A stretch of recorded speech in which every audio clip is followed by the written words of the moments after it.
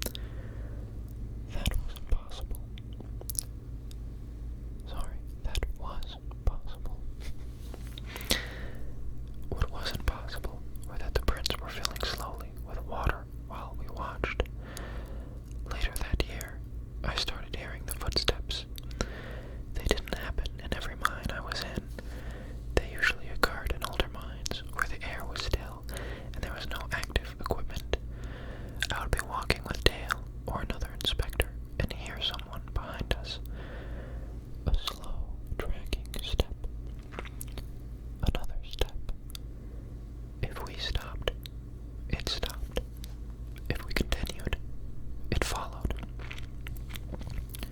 Whenever I turned around, the tunnel was empty. The first few times, I assumed it was an echo. Then, during an inspection near Joplin, I heard the footsteps while standing still. This was a first. Dale and I had stopped to examine a fractured support pillar. Something approached from the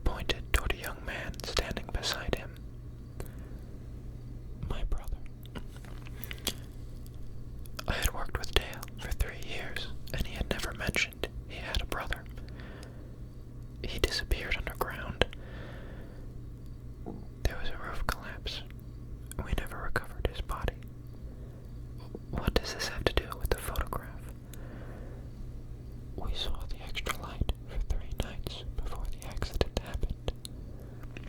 I looked again at the picture from our inspection. The man's hand was on my shoulder.